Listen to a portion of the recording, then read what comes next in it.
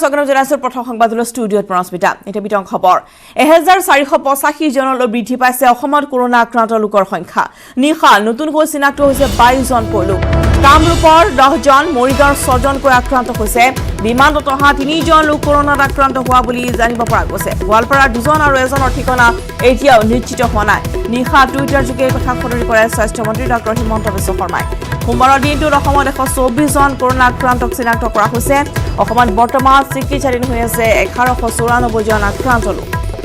পুনৰ জনাও যে 1485 জনলৈ বৃদ্ধি পাইছে অসমত কৰোনা আক্ৰান্ত লোকৰ সংখ্যা নিশা নতুনকৈ আৰু 22 জন আক্ৰান্ত চিনাক্ত কৰা হৈছে আৰু কামৰূপৰ এই 10 জন নতুনকৈ আক্ৰান্ত হোৱা বুলি জানিব পৰা গৈছে নিশা হিমন্ত বিশ্ব শৰ্মাই টুইটাৰ যোগে এই কথা সদৰি কৰিছে কামৰূপৰ 10 জনৰ লগতে মৰিগাঁৱৰ 6 জন আক্ৰান্ত হৈছে বিমানত অহা 3 জন লোক কৰোনাত আক্ৰান্ত হোৱা বুলি জানিব পৰা গৈছে যিসকল বহিৰাজ্যৰ পৰা আহিছে বিমানত আৰু যিটো বিমান সেৱা মুকলি কৰি দিয়া হৈছে বিমানত অহা 3 জন লোক কৰোনাত আক্ৰান্ত হৈছে গোৱালপাৰা 2 জনকৈ আৰু এজনৰ ঠিকনা এতিয়ালৈকে নিশ্চিত হোৱা নাই নিশা টুইটাৰ যোগে কথা জনালে স্বাস্থ্য মন্ত্ৰী ডক্টৰ হিমন্ত বিশ্ব শৰ্মাই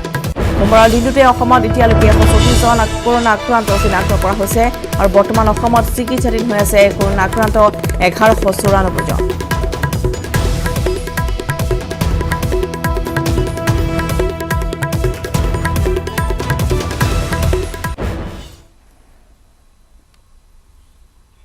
পৰৱৰ্তী খবৰ নিশা প্ৰতিবাদত উত্তাল হ'ল বাগজান মন্ত্ৰী যোগেন মোহন আৰু সঞ্জয় কিষাণ আৰু বিধায়ক সুৰেন ফুকনৰ বিৰুদ্ধে তীব্ৰ প্ৰতিবাদ আশ্ৰয় শিবিৰত থকা বাগজানবাসীৰ বিস্ফোৰিত তৈল খাদৰ নিৰ্গমন আজিলৈকে বন্ধ কৰিব নোৱাৰা তীব্ৰ অসন্তুষ্টি প্ৰকাশ কৰিছে বাগজানবাসীয়ে আতংকিত গাঁওবাসীয়ে 27 মেৰ পৰা নিজৰ ঘৰ এৰি আশ্ৰয় শিবিৰত বাস কৰি আছে আৰু নিশা মাগুৰী মটাপুং বিলত মৃত্যু হোৱা মাছ কাছ অন্য কাৰণতহে মৃত্যু হোৱা বুলি মন্ত্ৰীদ্বয়ে মন্তব্য কৰাৰ পিছতে উত্তেজিত হৈ পৰিছে বাগজানবাসী আশ্ৰয় শিবিৰতেই মন্ত্ৰীজনৰ বিৰুদ্ধে নিশাৰ ভাগত তীব্ৰ প্ৰতিবাদী কাৰ্যসূচী ৰূপায়ণ কৰি বাগজানবাসীৰ ওচৰত ৰাজনীতি নকৰিবলৈ সকিয় নিদিয়ে উল্লেখযোগ্য যে 27 মেত অইল ইণ্ডিয়া লিমিটেডৰ বাগজানৰ 5 নং তৈল খাদত ভয়ংকৰ বিস্ফোৰণৰ ঘটনা সংঘটিত হৈছিল আৰু তেতিয়াৰ পৰা নিৰ্গমন হৈ আছে বিষাক্ত তেল আৰু গেছ খাদটোৰ পৰা নিৰ্গমন হোৱাৰ গেছ আৰু তেলৰ বাবে সমগ্ৰ গাঁওখনৰ পোহনীয়া জীৱ-জন্তু গছ-গছনি খেতি পথাৰ বাগান নষ্ট হোৱাৰ উপৰিও মাগুৰী মটাপুং বিলত তেল পৰি মৃত্যু হৈছে দুষ্প্ৰাপ্য শিশুকে ধৰি মাছ কাছ আদিৰ আনহাতে আজিলৈকে তেল নিৰ্গমন বন্ধ কৰিব পৰা নাই অইল কৰ্তৃপক্ষই তেওঁলোকে গায়ৰা মন্তব্য দিছে যাৰ বিৰুদ্ধে এতিয়া বাগজানবাসীৰ প্ৰতিবাদী কাৰ্যসূচী ৰূপায়ণ কৰিছে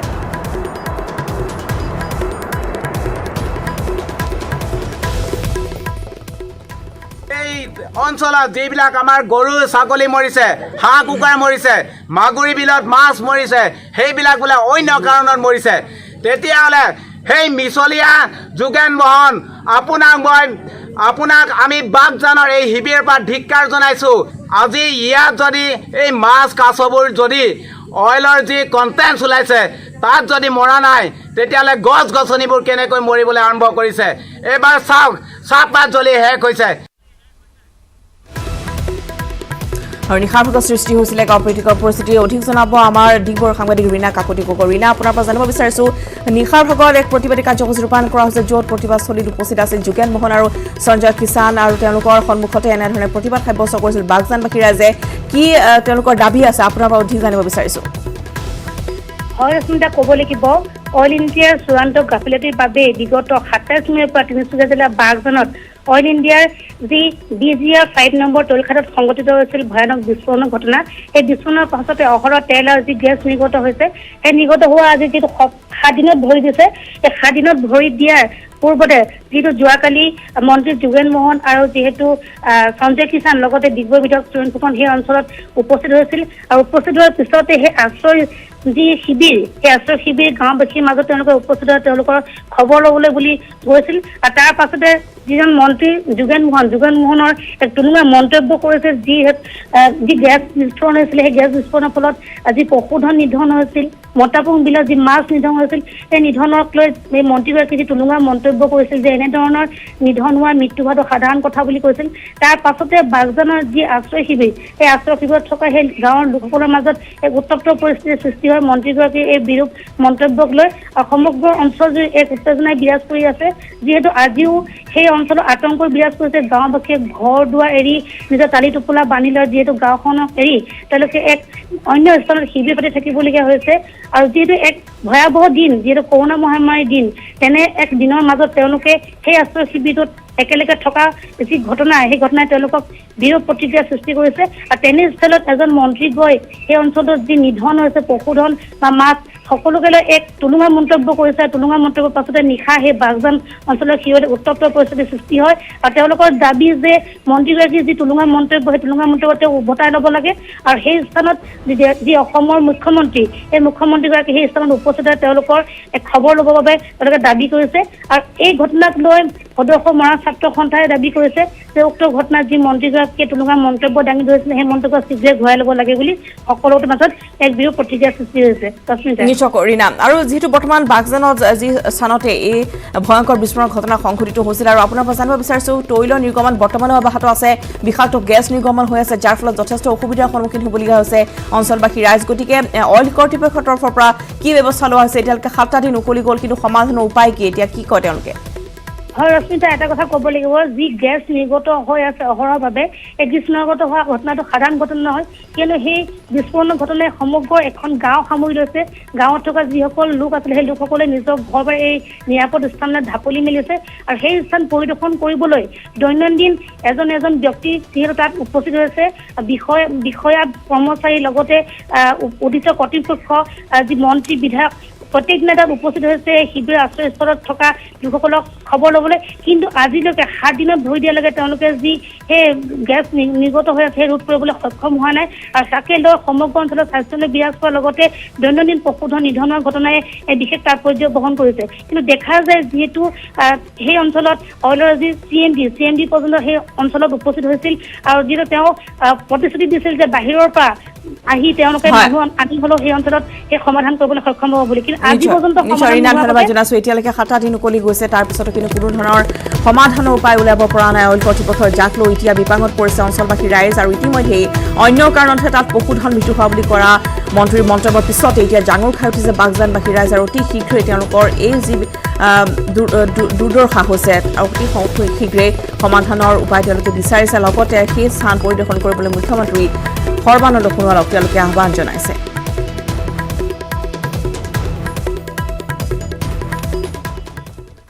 ফলে পঞ্চম পৰ্যায়ৰ লকডাউন সন্দৰ্ভত কেন্দ্ৰীয় চৰকাৰ গাইডলাইন্সৰ ভিত্তিত অসম চৰকাৰৰ নতুন নিৰ্দেশনা আজিৰ পৰা চেলুন পাৰ্লাৰ খোলাৰ অনুমতি চেলুন পাৰ্লাৰত সঘন চেনিটাইজাৰৰ ব্যৱস্থা বাধ্যতামূলক আজিৰ পৰা মুকলিৰ অনুমতি যুৱ কেন্দ্ৰ আৰু প্ৰাতঃভ্ৰমণ জগিঙৰ স্থান বহাৰ ব্যৱস্থা নকৰাকৈ মুকলিৰ অনুমতি যুৱ কেন্দ্ৰ প্ৰাতঃভ্ৰমণ আৰু জগিঙৰ স্থান এনে স্থানত সামাজিক দূৰত্ব বজাই ৰাখিব লাগিব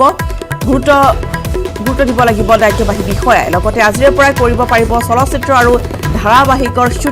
শ্বুটিংস্থলীত সামাজিক দূৰত্ব বজাই ৰখাটো বাধ্যতামূলক কেইটামান গুৰুত্বপূৰ্ণ নিৰ্দেশনা আমি পুনৰবাৰ জনাইছোঁ যে পঞ্চম পৰ্যায়ৰ লকডাউন সন্দৰ্ভত কেন্দ্ৰীয় চৰকাৰৰ গাইডলাইন্সৰ ভিত্তিত অসম চৰকাৰে এই নতুন নিৰ্দেশনা জাৰি কৰিছে আজিৰ পৰা চেলুন পাৰ্লাৰ খোলাৰ অনুমতি প্ৰদান কৰা হৈছে দীৰ্ঘদিন ধৰি প্ৰায় 2-2.5 মাহ ধৰি বন্ধ হৈ থকা চেলুন পাৰ্লাৰ খুলিব পাৰিব কিন্তু তাতো তেওঁলোকে যথেষ্ট সচেতন হ'ব লাগিব চেনিটাইজাৰ ব্যৱস্থা কৰিব লাগিব লগতে চেলুন পাৰ্লাৰসমূহত সঘন চেনিটাইজাৰ ব্যৱস্থা কৰিব লাগিব আজিৰ পৰা মুকলিৰ অনুমতি প্ৰদান কৰা হৈছে যুৱ কেন্দ্ৰ লগতে প্ৰাতঃভ্ৰমণ কৰিব পাৰিব যিসকলে পুৱা ভ্ৰমণলৈ যায় তেওঁলোক ওলাব পাৰিব আজিৰ পৰা জগিঙৰ স্থান যিসমূহ বন্ধ হৈ আছিল সেইসমূহ পুনৰ খুলি দিয়া হৈছে বহাৰ ব্যৱস্থা নকৰাকৈ মুকলিৰ অনুমতি প্ৰদান কৰা হৈছে যুৱ কেন্দ্ৰ আৰু প্ৰাতঃভ্ৰমণ বা জগিঙৰ স্থান য'ত তেওঁলোকে বহিব নোৱাৰিব অৰ্থাৎ জগিং কৰিব পাৰিব বা প্ৰাতঃভ্ৰমণ কৰিব পাৰিব কিন্তু ৰাস্তাত বহিব নোৱাৰিব এনে স্থানত সামাজিক দূৰত্ব বজাই ৰখাটো গুৰুত্ব দিব লাগিব দায়িত্ববাহী বিষয়াই লগতে আজিৰে পৰাই বন্ধ হৈ থকা চলচ্চিত্ৰ আৰু ধাৰাবাহিকৰ শ্বুটিংসমূহ আজিৰ পৰা পুনৰ কৰিব পাৰিব কিন্তু শ্বুটিংস্থলীতো সামাজিক দূৰত্ব বজাই ৰখাটো বাধ্যতামূলক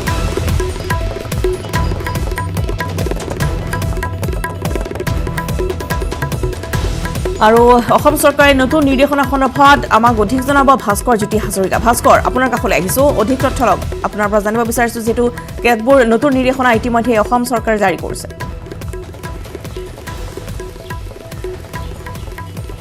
নিশ্চয়কৈ আচলতে ৰশ্মিতা প্ৰায় সুদীৰ্ঘ 2.5 মাহৰ অন্তত অৱশেষত ৰাজ্য চৰকাৰে যি সিদ্ধান্ত মৰ্মে আজিৰে পৰা যিসমূহ চেলুন ৰাজ্যৰ যিসমূহ চেলুনৰ পাৰ্লাৰ সেইসমূহ খুলিব আৰু আমি যিহেতু সকলোৱে জানে যিহেতু চৰকাৰী যি নিৰ্দেশনা আছিলে যে প্ৰতিখন চেলুনৰ যি আচলতে নাপিত বুলি কোৱা হয় তেওঁ আচলতে হাতত মাস্ক আৰু গ্লভছ পিন্ধাটো বাধ্যতামূলক একেদৰে চেনিটাইজিঙৰ ব্যৱস্থা কৰিব লাগিব প্ৰতি আচলতে মুহূৰ্তত তেওঁলোকে প্ৰতি ঘণ্টাৰ মূৰে মূৰে আচলতে তেওঁলোকে চেনিটাইজ কৰিব লাগিব চেলুনত আৰু লগতে যিসমূহ চেলুনৰ সন্মুখভাগত এনেদৰে মই দেখুৱাই আছোঁ এনেদৰে চেনিটাইজ ৰখোৱা হৈছে গতিকে ইয়াত যিসকল গ্ৰাহক আহিব তেওঁলোকে প্ৰথমে বাহিৰতেই তেওঁলোকক চেনিটাইজ কৰা হ'ব তাৰপাছত তেওঁলোকে ভিতৰত যাব পাৰিব আৰু ভিতৰত আচলতে এজনতকৈ অধিক লোক ইয়াত থাকিব নোৱাৰিব আৰু অকল চুলি আৰু দাড়িহে আচলতে এই যিসমূহ চেলুন সেই চেলুনসমূহে কাটিব পাৰিব তাৰ বাহিৰে তেওঁলোকৰ যি সেৱা থাকে বেলেগ ধৰি লওক যিকোনো সেৱা সেইবোৰ সেৱা আচলতে কৰিব নোৱাৰিব আৰু একেদৰে মই যিহেতু কৈছোঁ ইয়াত থকা যিসকল লোক আহিব বা যিসকল গ্ৰাহক আহিব সেইসকলে নিজেও আচলতে সাৱধানতা অৱলম্বন কৰাটো প্ৰয়োজনীয় কাৰণ তেওঁলোকেও নিজেই আচলতে সাৱধানতা অৱলম্বন কৰি আচলতে চেলুনত আহিব লাগিব যি নহওক আচলতে এই যি ধৰণৰ নিৰ্দেশনা প্ৰায় 2.5 মাহৰ অন্তত যি চৰকাৰী যি ধৰণৰ নিৰ্দেশনা আৰু সেই নিৰ্দেশনা পোৱাৰ পাছত স্বাভাৱিকতে যিসমূহ চেলুন যিসমূহ নাপিত থাকে সেইসকলৰ মাজত কিছু হ'লেও যেন সকাহ পালে কাৰণ সুদীৰ্ঘ এটা দিন আৰু মই ভিতৰৰ পৰিৱেশ মই দেখুৱাবলৈ চেষ্টা কৰিম কিয়নো ভিতৰত আচলতে সকলো সাজু কৰি তোলা হৈছে বা ইয়াত যিসকল গ্ৰাহক আহিব সেই গ্ৰাহকসকলক এনেদৰে ইয়াত বহুৱাৰ ব্যৱস্থা কৰিছে ধৰি লওক যাতে মই যিহেতু কৈছোঁ ইয়াত অত্যাধিক গ্ৰাহক অৰ্থাৎ এজনতকৈ অধিক গ্ৰাহক ইয়াত থাকিব নোৱাৰিব তেনে ক্ষেত্ৰত ইয়াত গ্ৰাহকসকলক বহাৰ ব্যৱস্থা কৰিছে আৰু বাওঁফালে দেখিবলৈ পাইছে এনেদৰে ইয়াত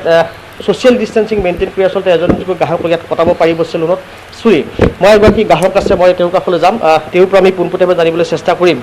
কথাটো হৈছে যিহেতু চৰকাৰে এটা সুদীৰ্ঘ 2.5 মাহৰ অন্তত আজি এটা নিৰ্দেশনা দিলে চেলুন খুলিব পাৰিব আপুনি চুলি কাটিব আহিছে গতিকে আপুনি গ্ৰাহকসকলক এজন গ্ৰাহক হিচাপে কি ধৰণৰ আহ্বান জনাব কাৰণ গ্ৰাহকসকলে নিজেও সাৱধানতা অৱলম্বন কৰা অতি প্ৰয়োজনীয় বিষয় চেলুনৰ নাপিতসকলে বা তেওঁলোকে যি ধৰণৰ ল'ব লাগে ব্যৱস্থা ল'ব প্ৰতিজন আপুনি গ্ৰাহক হিচাপেও কেনেকুৱা ধৰণৰ ব্যৱস্থা ল'বলৈ বা কিবা আহ্বান জনাব নেকি হয় মই জনাব বিচাৰিছোঁ যে কেন্দ্ৰীয় চৰকাৰক আজি ইমান দীঘলীয়া লকডাউনৰ ক্ষেত্ৰত আজি যিহেতু চেলুন আৰু পাৰ্লাৰবিলাক খোলা দিছে আজি ভালো পাব সকলোৱে চেলুনবিলাক খোলা দিছে আৰু পাৰ্লাৰবিলাক খোলা দিছে ময়ো এই দাড়ি চুলি কাটিবৰ কাৰণে ৰৈ আছোঁ এই পাৰ্লাৰত চেলুনত ইয়াকে কৈ মই সামৰণি মাৰিছোঁ মই আচলতে ইয়াৰ যিসকল চেলুনৰ যি স্বত্বাধিকাৰী বা চেলুনৰ যিসকল লোক তেওঁলোকেও যথেষ্ট উৎপীড়িত হৈছে মই তেওঁলোকৰ কাষলৈ যাম তাৰ পূৰ্বে আচলতে মই যিহেতু পোনপটীয়াকৈ সেই দৃশ্যাংশ আমি দেখুৱাবলৈ আছে এনেদৰে আচলতে ইয়াত থকা যিসকল গ্ৰাহক আহিব সেই গ্ৰাহকসকলক এনেদৰে ছ'চিয়েল ডিষ্টেঞ্চিং মেইনটেইন কৰি আচলতে তেওঁলোকক ইয়াত চুলি কটা হ'ব মই ইয়াত চেলুনৰ গৰাকী আছে মই তেওঁৰ কাষলৈ যাম তেওঁৰ পৰা পোনপটীয়াকৈ আমি জানিবলৈ চেষ্টা কৰিম যে যিহেতু চৰকাৰী যি ধৰণৰ নিৰ্দেশনা আছিলে হাতত গ্লভছ মুখত মাস্ক পিন্ধাটো বাধ্যতামূলক গতিকে তেওঁলোকে এনেদৰে সাজু হৈ উঠিছে যিসকল গ্ৰাহক আহিব সেইসকলক তেওঁলোকে চুলি কাটিব পাৰে এটা হাতত গ্লভছ আৰু মুখত মাস্ক লগাই চেনিটাইজিং ব্যৱস্থা কৰিব তাৰপাছত তেওঁলোকে ইয়াত এনেদৰে সুন্দৰকৈ যি ছ'চিয়েল ডিষ্টেঞ্চ মেইনটেইন কৰি আচলতে চুলি কাটিব মই পোনে পোনে আচলতে চেলুনৰ গৰাকী কাষলৈ যাম যিহেতু 2.5 মাহৰ অন্তত আচলতে চেলুন খুলিব স্বাভাৱিকতে তেওঁলোকৰ কিছু পৰিমাণে হ'লেও সকাহ পাইছে এটা দীঘলীয়া দিন বহুদিনৰ মূৰত চেলুন খুলিছে কিছু পৰিমাণে হ'লেও আপোনাক সকাহ পাব চৰকাৰে যি ধৰণৰ নিৰ্দেশনা দিছে সেই নিৰ্দেশনা কেনেদৰে পালন কৰিব আৰু কেনেদৰে চুলি কাটিব নিৰ্দেশনা দিয়া হৈছে মাস্ক গ্লাভছ চেনিটাইজাৰ বাহিৰত পানী ৰাখিবলৈ কৈছে সেইটো ৰাখিব লাগিব এনেকৈ মেইনটেনেঞ্চ ছ'চিয়েল ডিষ্টেঞ্চটো কৰি কিনি সেইটো মেইনটেনেঞ্চ চলিব লাগিব যথেষ্ট কষ্ট হৈছিল যিহেতু 2.5 মাহ আপোনালোকে ঘৰত বহিব লগা আছিল চেলুন বন্ধ আছিলে 2.5 মাহৰ মাজত খুলি দিছে কিছু পৰিমাণে হ'ল যেন আপোনালোকে সকাহ পাইছে পাইছোঁ দিগদাৰী পাইছোঁ আৰু এতিয়া ভাড়া চাড়াবিলাক চব মেইনটেনেঞ্চ কৰিব লাগিব ভাড়া চাড়াবিলাকতো এনেকৈ চলিব লাগিব আৰু কি ৰুম ভাড়া এইবিলাক চব দি কিনি বস্তু চস্তু চব এইবিলাক হেৰি কৰোঁ গ্ৰাহকসকলক কিবা ক'ব নেকি যে আপোনালোকেও ধৰি লওক কিছু যি আচলতে চৰকাৰী নিৰ্দেশনা আপোনালোকেও পালন কৰক আপোনালোকেও সহযোগিতা আগবঢ়াব গ্ৰাহক আহিলে তেওঁলোকক কৰিব লাগিব আৰু কি বাহিৰত মানে চেনিটাইজাৰ কিবা আৰু হাত চাত ধোৱাৰ কাৰণে সেইখিনি নিশ্চয়কৈ এইসকল যি চেলুনৰ লোক যিহেতু যথেষ্ট অসুবিধাৰ সন্মুখীন হৈছিল কাৰণ তেওঁলোকে চেলুনৰ যি ভাড়াৰ পৰা আৰম্ভ কৰি সকলো তেওঁলোকে বহন কৰিব লাগে তেনে নিশ্চয়কৈ ভাস্কৰ ধন্যবাদ জনাইছোঁ এয়া দৃশ্য দেখুৱালে ভাস্কৰে গুৱাহাটী মহানগৰ এখন চেলুনৰ পৰা বৰ্তমান তাতো গ্ৰাহক গৈছে আৰু সকলোৱে নিজকে সামাজিক যি দূৰত্ব সেয়া আৰু লগতে চেনিটাইজাৰ ব্যৱস্থা কৰিছে চেলুনসমূহতো বা যিটো বিউটি পাৰ্লাৰ খুলিব সকলোতে একেই ব্যৱস্থা কৰাৰ বাবে নিৰ্দেশনা জাৰি কৰা হৈছে আৰু সকলো বৰ্তমান সাজু হৈছে কেন্দ্ৰীয় চৰকাৰৰ যি গাইডলাইনছৰ ভিত্তিত অসম চৰকাৰে যিসমূহ নিৰ্দেশনা জাৰি কৰিছে সেইসমূহ মানি চলিবলৈ আৰু 8 জুনৰ পৰা মুকলি কৰিব পাৰিব ধৰ্মীয় অনুষ্ঠান একে সময়তে সৰ্বাধিক 20 জন লোকৰ সমাৱেশৰ অনুমতি প্ৰদান কৰা হৈছে ধৰ্মীয় অনুষ্ঠানত ব্যৱহাৰ কৰিব পাৰিব এবাৰ ব্যৱহাৰ্য সামগ্ৰী 8 জুনৰ পৰা খুলিব পাৰিব হোটেল ৰেষ্টুৰা আৰু অন্যান্য সেৱামূলক অনুষ্ঠান মুঠ বহন ক্ষমতাৰ 50% মুকলি কৰিব পাৰিব হোটেল কৰ্তৃপক্ষই সামাজিক দূৰত্ব বজাই ৰাখি 8 জুনৰ পৰা খুলিব পাৰিব শ্বপিং মল চৰকাৰী কাৰ্যালয়ত 100% বিষয়া কৰ্মচাৰীৰ উপস্থিতিৰ নিৰ্দেশ প্ৰদান কৰা হৈছে পুনৰবাৰ জনাও যে বৰ্তমান কি খুলিব বা ৰাজ্য চৰকাৰ কি ক্ষেত্ৰত অনুমতি প্ৰদান কৰিছে কি আমি জনাইছো 8 জুনৰ পৰা ধৰ্মীয় যিসমূহ অনুষ্ঠান আছে মঠ মন্দিৰ বা মছজিদ সেইসমূহ খুলিব পাৰিব লগতে একে সময়তে সৰ্বাধিক 20 জন লোকৰ সমাৱেশৰ অনুমতি প্ৰদান কৰা হৈছে অৰ্থাৎ একে সময়তে সৰ্বাধিক 20 জন লোকে যাব পাৰিব তাতকৈ বেছি হ'লে বাহিৰত তেওঁলোকে শাৰী পাতিব লাগিব ধৰ্মীয় অনুষ্ঠানত ব্যৱহাৰ কৰিব পাৰিব এবাৰ ব্যৱহাৰ্য সামগ্ৰী অৰ্থাৎ এবাৰতে তেওঁলোকে যিখিনি দিব পাৰে সেইখিনিহে ব্যৱহাৰ কৰিব পাৰিব এতিয়া আৰু 8 জুনৰ পৰা খুলিব পাৰিব হোটেল ৰেষ্টুৰা আৰু অন্যান্য সেৱামূলক অনুষ্ঠানসমূহ 8 জুনৰ পৰা খোল খাব মুঠ বহন ক্ষমতাৰ 50% মুকলি কৰিব পাৰিব হোটেল কৰ্তৃপক্ষই সামাজিক দূৰত্ব বজাই ৰাখিব লাগিব 8 জুনৰ পৰা খুলিব পাৰিব শ্বপিং মল আৰু চৰকাৰী কাৰ্যালয়ত 100% বিষয়া কৰ্মচাৰীৰ উপস্থিতিৰ নিৰ্দেশ জাৰি কৰা হৈছে আৰু কি বন্ধ থাকিব আমি জনাও যে 30 জুনলৈকে যেহেতু পঞ্চম পৰ্যায়ৰ লকডাউন গতিকে সেই লকডাউনত কি বন্ধ থাকিব আমি জনাইছো স্কুল কলেজ বিশ্ববিদ্যালয় সকলো শিক্ষণ প্ৰতিষ্ঠান বন্ধ থাকিব সিনেমা হল থিয়েটাৰ বাৰ সুইমিং পুল জিম প্ৰেক্ষাগৃহ সমাৱেশস্থলী বন্ধ থাকিব ধৰ্মীয় সামাজিক ৰাজনৈতিক সাংস্কৃতিক ক্ৰীড়া আৰু মনোৰঞ্জনৰ অনুষ্ঠান পাতিব নোৱাৰিব দুচকীয়া বাহনত উঠিব নোৱাৰিব দুজনকৈ লোক কণ্টেইনমেণ্ট জোনত জৰুৰী সেৱাৰ বাহিৰে সকলো কাৰ্যকলাপ বন্ধ থাকিব লাগিব ঘৰতে থাকিব লাগিব 65 উৰ্ধৰ ব্যক্তি আৰু 10 বছৰ তলৰ শিশু কাৰ্যালয়লৈ আহিব নালাগে 5 বছৰীয়া শিশু তথা মাতৃ আৰু গৰ্ভৱতী মহিলা 30 জুন পৰ্যন্ত বাহাল থাকিব এই নিৰ্দেশনা পুনৰবাৰ জনাইছো যে 30 জুন পৰ্যন্ত কি বন্ধ থাকিব স্কুল কলেজ বিশ্ববিদ্যালয় সকলো শিক্ষণ প্ৰশিক্ষণ প্ৰতিষ্ঠান সিনেমা হল থিয়েটাৰ বাৰ সুইমিং পুল জিম প্ৰেক্ষাগৃহ সমাৱেশস্থলী বন্ধ থাকিব ধৰ্মীয় সামাজিক ৰাজনৈতিক সাংস্কৃতিক ক্ৰীড়া আৰু মনোৰঞ্জনৰ অনুষ্ঠান এতিয়া পাতিবলৈ দিয়া নহয় 30 জুন পৰ্যন্ত এইসমূহ বন্ধ থাকিব লগতে দুচকীয়া বাহনত দুজন উঠিব নোৱাৰিব আৰু কণ্টেইনমেণ্ট জোনত তাত কিছু নিষেধাজ্ঞা আৰোপ কৰা হৈছে কণ্টেইনমেণ্ট জোনত জৰুৰী সেৱাৰ বাহিৰে সকলো কাৰ্যকলাপ বন্ধ থাকিব অৰ্থাৎ দোকান পোহাৰ সকলো বন্ধ থাকিব আৰু বৰ্তমান যিসমূহ শিথিল কৰি দিয়া হৈছে সেইসমূহ কিন্তু তাত কৰিব নোৱাৰিব অৰ্থাৎ সকলো বন্ধ থাকিব ঘৰতে থাকিব লাগিব 65 বছৰ উৰ্ধৰ ব্যক্তি আৰু 10 বছৰ তলৰ শিশু কাৰ্যালয়লৈ আহিব নালাগে 5 বছৰীয়া শিশু তথা মাতৃ আৰু গৰ্ভৱতী মহিলা 30 জুন পৰ্যন্ত বাহাল থাকিব এই নিৰ্দেশনা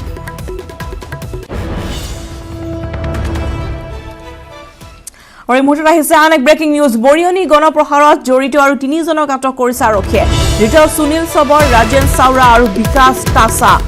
গাভৰু পাহাৰত নিশা অভিযান চলাই আটক কৰিছে আৰক্ষীয়ে চাহ বাগিচাৰ গাঁওৰক্ষী বাহিনীৰ সহযোগত চলাইছিল অভিযান বৰ্তমানলৈ ঘটনাৰে জড়িত 11 জন লোকক আটক কৰিছে আৰক্ষীয়ে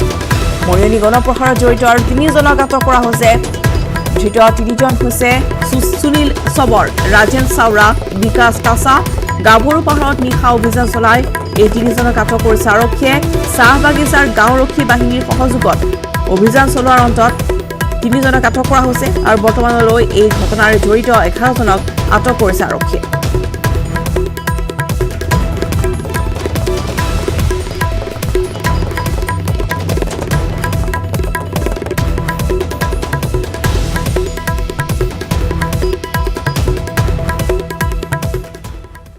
পুনৰ আমি জনাও বাগজানৰ খবৰ যে বাগজানৰ নিশাৰ ভাগত সৃষ্টি হৈছে এক উত্তাল প্ৰতিবাদী কাৰ্যসূচী মন্ত্ৰী যোগেন মোহন আৰু সঞ্জয় কিষাণ আৰু বিধায়ক সুৰেন ফুকনৰ সন্মুখতে তীব্ৰ প্ৰতিবাদ সাব্যস্ত কৰে আশ্ৰয় শিবিৰত থকা বাগজানবাসীয়ে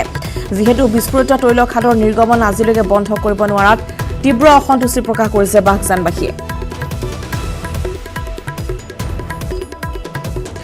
আৰু এই প্ৰতিবাদী কাৰ্যসূচীৰ সন্দৰ্ভত আমি অধিক জানিবলৈ পোনপটীয়াকৈ যোগাযোগ স্থাপন কৰিছো আমাৰ তিনচুকীয়া সাংবাদিক উপাসনা গোস্বামীৰ সৈতে উপাসনা আপোনাৰ কাষলৈ আহিছো আৰু কালিৰ দিনটো দেখিবলৈ পোৱা গৈছে যে এক প্ৰতিবাদী কাৰ্যসূচী ৰূপায়ণ কৰিছিল বাগজানবাসীয়ে আপোনাৰ পৰা অধিক জানিব বিচাৰিছো এই সন্দৰ্ভত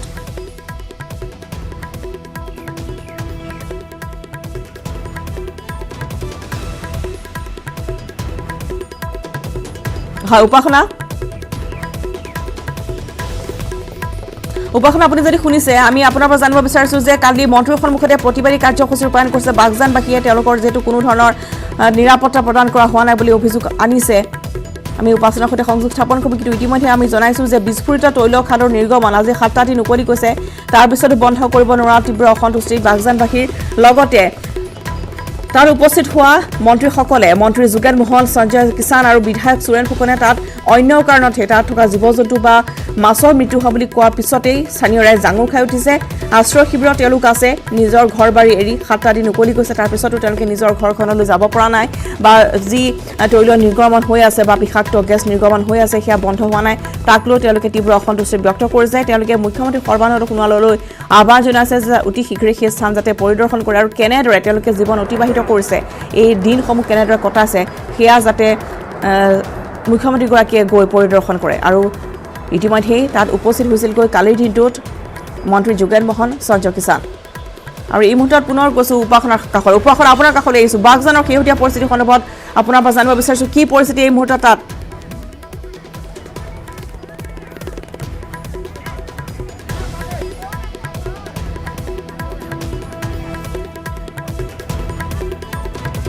হয় উপাসনা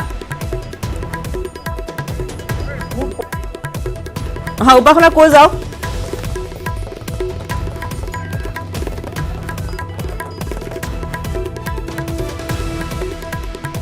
আৰম্ভ হৈছে আৰু এতিয়ালৈকে অইল কৰ্তৃপক্ষই কোনো ধৰণৰ ব্যৱস্থা গ্ৰহণ কৰিব পৰা নাই তেওঁলোকে মাথো পৰিকল্পনাহে কৰি আছে বুলি ক'ব লাগিব কিয়নো আমাক প্ৰেছিডেণ্ট সেইদিনাখন যি পাৰ্টিচিপেট সেইদিনাখন তেওঁলোকে জানিবলৈ দিছিলে কিন্তু এতিয়ালৈকে তেওঁলোকে পুখুৰী খান্দি আছে কিয়নো যিহেতু অহৰাহে যিহেতু তেল আৰু গেছ যিহেতু নিৰ্গত হৈ আছে তাৰ বাবে জুই লাগিব পাৰে এটা ভয়ংকৰ পৰিস্থিতি হ'ব পাৰে যাৰ বাবে তেওঁলোকে পানী মিহলাই পিনে তাৰ লগতে কিছু কেমিকেল মিহলাই পেলাই জুইটো ঠাণ্ডা কৰি যাতে জুই লগা কোনোমতে যাতে লাগি নাযায় তাৰে এক ব্যৱস্থা ৰাখিছে আৰু তেওঁলোকে ইতিমধ্যে পৰিকল্পনাই কৰি আছে কিয়নো আচল যি কাম সেই কাম বুধবাৰৰ পৰাহে আৰম্ভ হ'ব বুলি জানিব দিছে যি গুজৰাট বৰোদাৰ পৰা যি এক্সপাৰ্টসমূহ আহিছে তেওঁলোকে এতিয়ালৈকে পৰিকল্পনা কৰি আছে পুখুৰী খান্দি আছে কিয় তেওঁলোকক বহুত পানীৰ দৰকাৰ বৰ্তমান কিয়নো মাগুৰী বিলৰ এটা অংশৰ পৰা তেওঁলোকে বৰ্তমান পানী লৈ আছে যদি তাৰ পৰা পানী লৈ যদি পানী যদি শেষ হৈ যায় কেতিয়াবা তেনেহ'লে তেওঁলোকে আৰু বেলেগ প্ৰচেষ্টাৰে তেওঁলোকে অনন্ত নলাৰ পৰা পানী লোৱাৰ এটা পৰিকল্পনা তেওঁলোকে কৰিছে ইতিমধ্যে পুখুৰী খান্দা হৈ আছে তাত যি গ্ৰাউণ্ড জিৰ' ৰিপৰ্ট যি আমি নিউজ 18 অসম নৰ্থ ইষ্টৰ দৰ্শকক যি কৈ আছো আৰু এটা ক'ব লাগিব যে তেওঁলোকে এটা 10-15 দিনৰ এটা সময় লৈছে হাতত যে তেওঁলোকক লাগিব বুলি কৈছে নহ'লেও কমেও 10 দিন কিন্তু এই 10 দিনত যি মানুহখিনি যি আজি হাহাকাৰময় যি পৰিস্থিতি হৈছে তাত যি পৰিৱেশে বিৰাজ কৰিছে ক'ব লাগিব সকলো যি এৰিয়াসমূহ আছে সমস্ত এৰিয়াত তেলেদি এক ফিৰিঙনি পৰিছে বুলি ক'ব লাগিব আৰু এতিয়া বৰ্তমান যিহেতু তেল আৰু গেছ নিৰ্গত হৈ আছে যিসমূহ লোক আজি ৰিলিফ কেম্পত আছে তেওঁলোকৰ এটা হাহাকাৰময় পৰিস্থিতি হৈছে আৰু ইতিমধ্যে এটা গুৰুত্বপূৰ্ণ কথা এইটো সময় যেহেতু প্ৰাকৃতিক দুৰ্যোগৰ সময় আৰু এক আৱেগিক সময় কিন্তু এই সময়ত যদি সময়ছোৱাত যদি যোৱা কালি যেহেতু মন্ত্ৰী সঞ্জয় কিষাণ আৰু মন্ত্ৰী যোগেন মোহন আহি উপস্থিত হৈছে আৰু তেওঁলোকৰ এক তুলুমা মন্তব্য তেওঁলোকে প্ৰকাশ কৰিছে যে এই গেছ আৰু তেল যি নিৰ্গত হৈ আছে তাৰ বাবে যি মাছ হওক গৰু ছাগলী যি মৃত্যু মুখত পৰিবলগীয়া হৈছে তাৰ বাবে যেন অইল কৰ্তৃপক্ষই কোনো ধৰণৰ এইটো গেছ নিৰ্গতৰ কাৰণে নহ'বও পাৰে হয়তো বেলেগ কাৰণো হ'ব পাৰে সেই বুলি মন্তব্য প্ৰকাশ কৰে কোৱাৰ লগে লগে যি স্থানীয় ৰাইজ বাসিন্দা আছে তেওঁলোকে উত্তেজিত হৈ পিনে কালিৰ পৰাই প্ৰতিবাদ অব্যাহত ৰাখিছে বুলি ক'ব লাগিব মন্ত্ৰী যোগেন মোহনৰ এগেইনষ্টত তেওঁলোকে কালি যোৱা নিশাও প্ৰতিবাদ কৰিছে আৰু আজিও সেই প্ৰতিবাদৰ আমি এটা জোৱাৰ তাত দেখিবলৈ পাইছো যে তেওঁলোকে যিহেতু এইটো সময়ত আৱেগিক হৈ আছে এই সময়টো বৰ আৱেগিক সময় এনেধৰণৰ মন্তব্য যদি তেওঁলোকে আহি যদি এইটো সময়ত কৰে সেয়া এক বহুত চিন্তনীয় প্ৰশ্ন বুলি ক'ব লাগিব আৰু আমি নিউজ 18 দৰ্শকক যিহেতু আগৰ পৰাই যিহেতু আমি দৰ্শকক দেখাই আহিছিলো যে কেনেধৰণৰ ব্যৱস্থা তাত লোৱা হৈছে এতিয়া আমাৰ হাতত যি তথ্য আহি পৰিছে সেই তথ্য মতে তেওঁলোকে পুখুৰী খান্দি আছে বিগত আজি এসপ্তাহ দিনৰ পৰা আৰু তেওঁলোকে এটা পৰিকল্পনা কৰি আছে বৰ্তমান বুলি ক'ব লাগিব যে কেনেধৰণৰ ব্যৱস্থা কৰা হ'ব কিন্তু আচল কাম যি আৰম্ভ হ'ব বুধবাৰৰ পৰাহে আৰম্ভ হ'ব আৰু যদি তেওঁলোকে ধন্যবাদ জনাইছো আপোনালৈ আৰু এতিয়ালৈকে কোনো ধৰণৰ বিহিত ব্যৱস্থা লোৱা নাই কিন্তু তেওঁলোকে পৰিকল্পনা কৰি থকাৰ কথা উপাসনাই ব্যক্ত কৰিছে লগতে এটা পুখুৰী খান্দিছে তেওঁলোকে কিছু ব্যৱস্থা লৈছে কিন্তু এতিয়ালৈকে সেয়া যি উপশম সেয়া হোৱা নাই আৰু যাৰ ফলত বৰ্তমান গেছ নিৰ্গত হৈয়ে আছে যাক লৈ এতিয়া তীব্ৰ অসন্তুষ্টি ব্যক্ত কৰিছে বাগজানবাসী ৰাইজে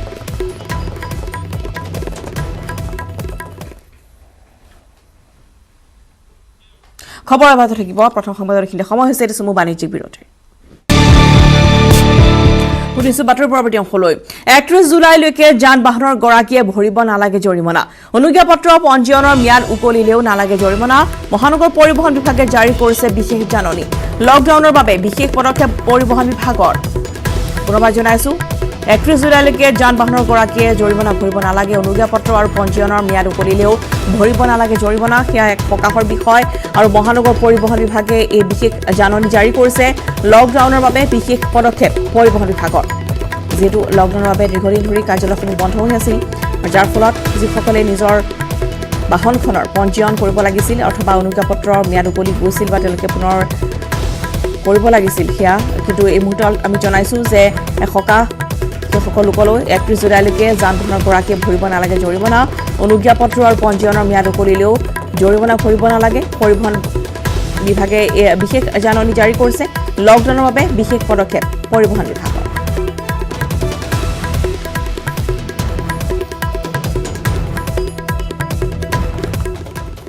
আৰু ইফালে অসমৰ ক্ৰীড়া জগতৰ বাবে আছে এটা সুখবৰ অৰ্জুন বঁটাৰ বাবে মনোনীত হৈছে বক্সাৰ লাভলীনা বুঢ়াগোহাঁই ভাৰতীয় বক্সিং ফেডাৰেশ্যনে মনোনীত কৰিছে লাভলীনাৰ নাম অৰ্জুন বঁটা পালে লাভলীনা হ'ব অসমৰ ষষ্ঠগৰাকী খেলুৱৈ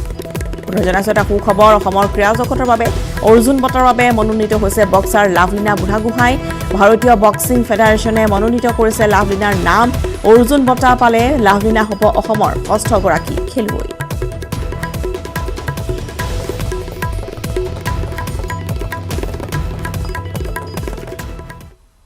সেনিটাইজ কৰাৰ চেষ্টা কৰোঁতে ৰাজপথত দবদবাই জ্বলি উঠিল এখন বাইক জ্বলি উঠা বাইকখনক লৈ হাহাকাৰ লাগিল গৰাকীৰ কৰোনাৰ সন্ত্ৰাস সেনিটাইজেশ্যনত গুৰুত্ব দিছে সকলো লোকে এছামে গাড়ী বাইকো কৰিছে সেনিটাইজড কিন্তু এজন যুৱকে বাইক সেনিটাইজ কৰিবলৈ গৈ কি হ'ল চাওক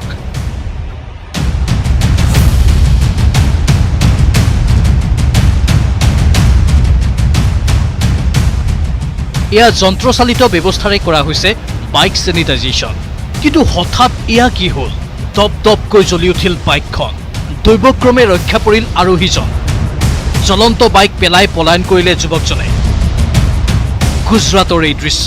অগ্নি নিৰ্বাপন কৰিবলৈ আগবাঢ়ি আহিল যান বাহন আৰক্ষী জুইত ঢালিলে পানী কৰোনাক ৰুদ্ধ কৰিবলৈ সেনিটাইজ কৰাটো ভাল কিন্তু অতি প্ৰজ্বলনক্ষম সেনিটাইজাৰ ব্যৱহাৰ কৰোঁতেও হওক অধিক সাৱধান Bureau Report, News 18, Ahom Northeast.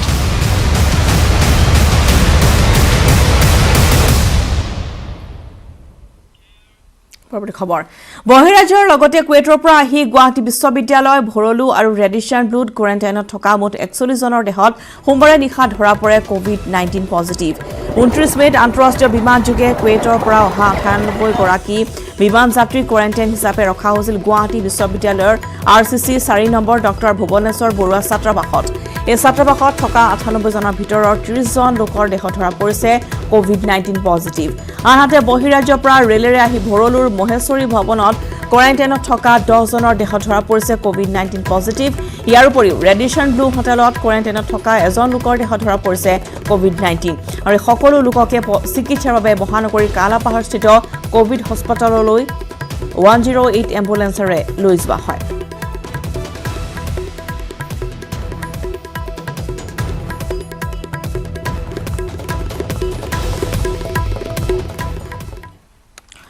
গুৰুত্বপূৰ্ণ খবৰ যে শনিবাৰে ঘোষণা কৰা হ'ব HSLCৰ ফলাফল আৰু পুৱা 9 বজাত ঘোষণা কৰা হ'ব ফলাফল কেৱল অনলাইন যোগে ছাত্ৰ-ছাত্ৰীয়ে লাভ কৰিব এই ফলাফলৰ বাবে সেৱাই মুকলি কৰি দিছে 14টাকৈ ৱেবছাইট results.sebaonline.org resultsassam.nic.in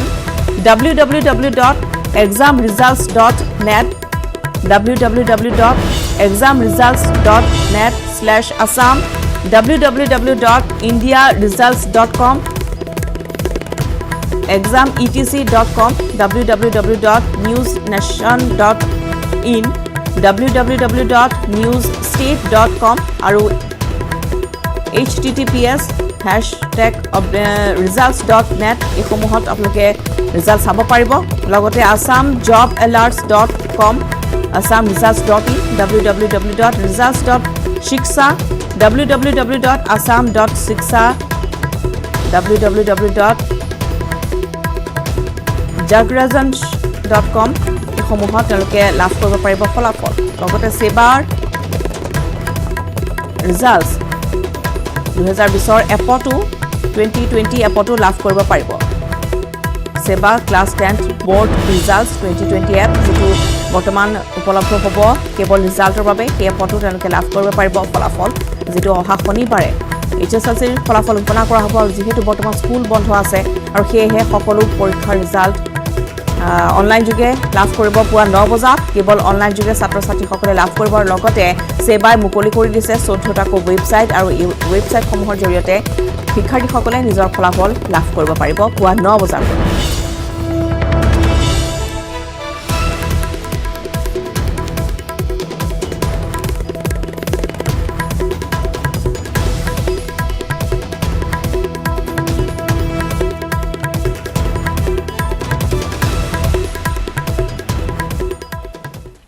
ফলে মহানগৰ বেটকুচি ত্ৰিপুৰাৰ পৰা অহা এজন ট্ৰাক চালকৰ দেহত ধৰা পৰিছে কোভিড-19 পজিটিভ ইয়াৰ পিছতে মহানগৰ জিলা প্ৰশাসনে মনিৰাম দেৱান কোৱাৰেণ্টাইন চেণ্টাৰৰ সমীপৰ অঞ্চলটো কণ্টেইনমেণ্ট জোন হিচাপে চিহ্নিত কৰিছে বিশেষ আৱাসিক এলেকাটোত 17 জনকৈ লোক আছে আৰু আটাইকে কোৱাৰেণ্টাইন কৰা হৈছে কণ্টেইনমেণ্ট জোনৰ ভিতৰত সম্প্ৰতি GMCHত চিকিৎসাধীন হৈ আছে চালকজন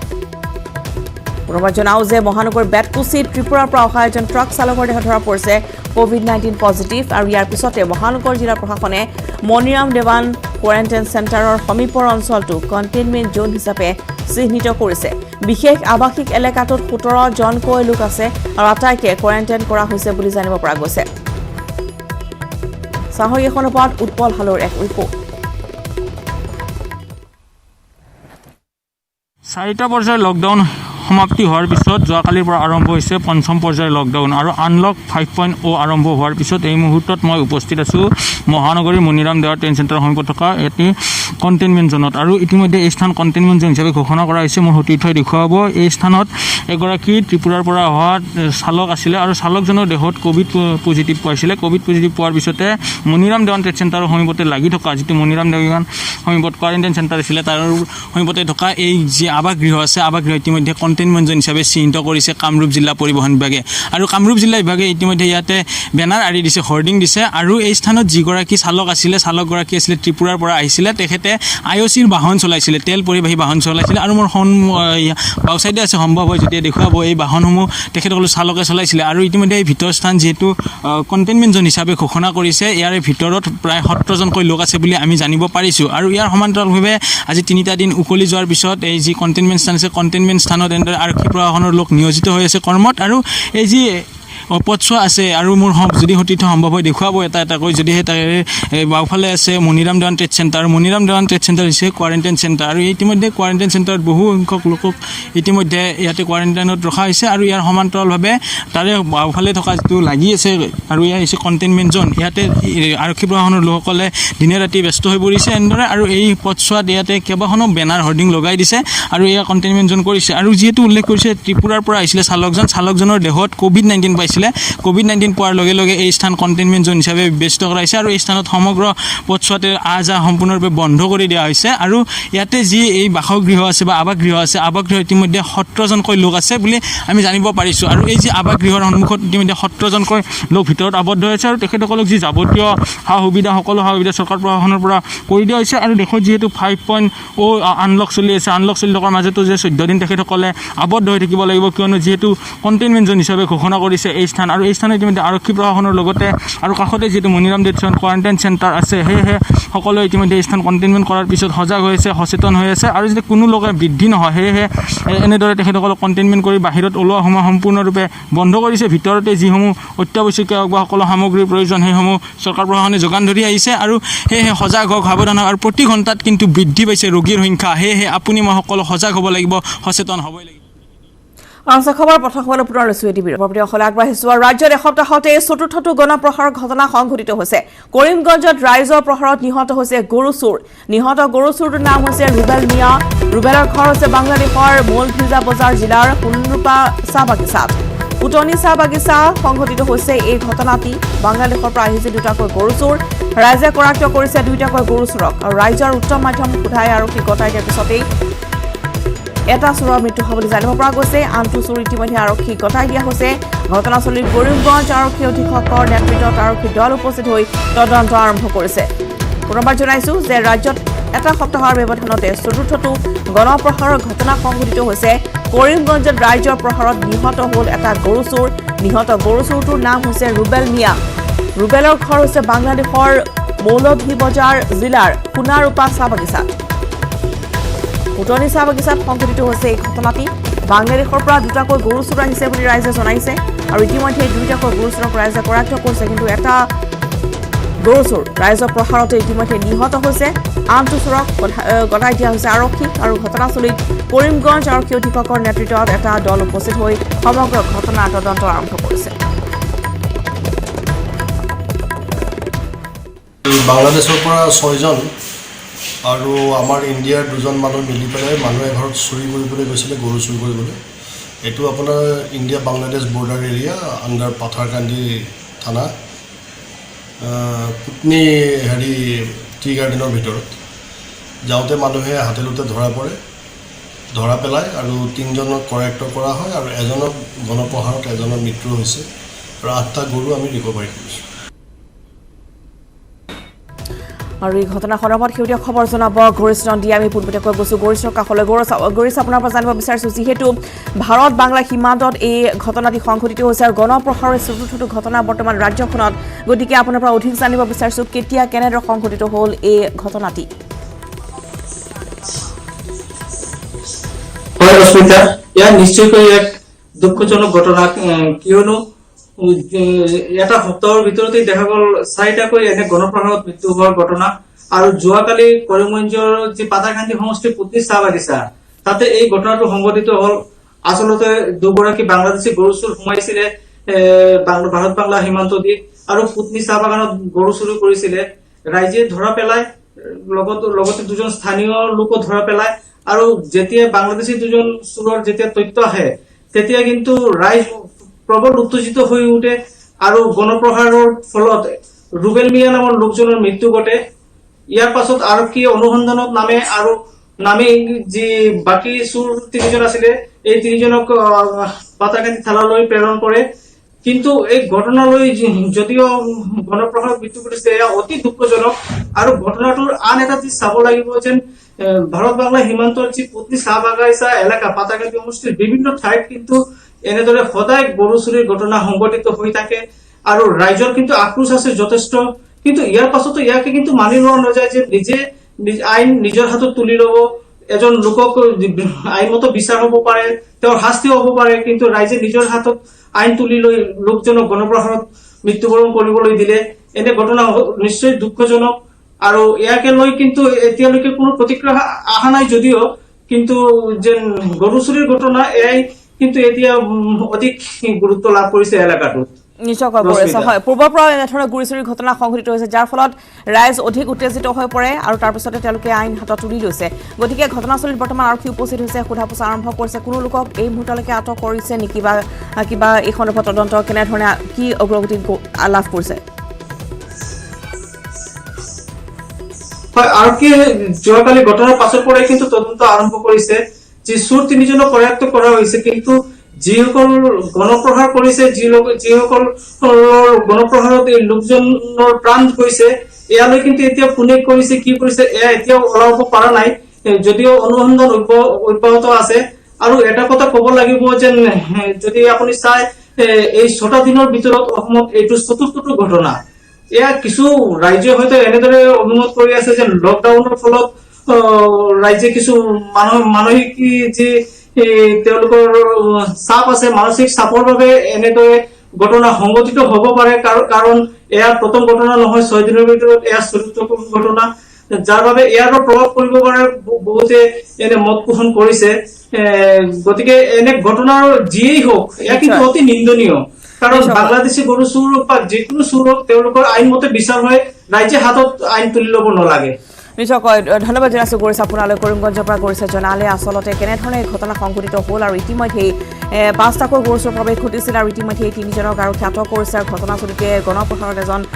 চোৰৰ মৃত্যু হোৱা বুলি জানিব পৰা গৈছে আৰু ইতিমধ্যে আমি জনাইছোঁ যে ঘটনাস্থলীত আৰক্ষী উপস্থিত হৈ তদন্ত আৰম্ভ কৰিছে আৰু আন 3টা গৰু চোৰক আটক কৰিছে যদিও গণপ্ৰহাৰত নিহত হোৱা এই গৰু চোৰটো ৰুবুল মিয়া বুলি চিনাক্ত কৰা হৈছে আৰু ইতিমধ্যে সোধা পোছা অব্যাহত ৰাখিছে কিন্তু অতি দুৰ্ভাগ্যজনক যে আইন হাতত তুলি লৈছে বৰ্তমান ৰাইজে আৰু যাৰ ফলত সমগ্ৰ এটা সপ্তাহৰ ব্যৱধানৰ অন্তত চতুৰ্থটো গণপ্ৰহাৰ ঘটনা সংঘটিত হৈছে ভাৰত বাংলা সীমান্ত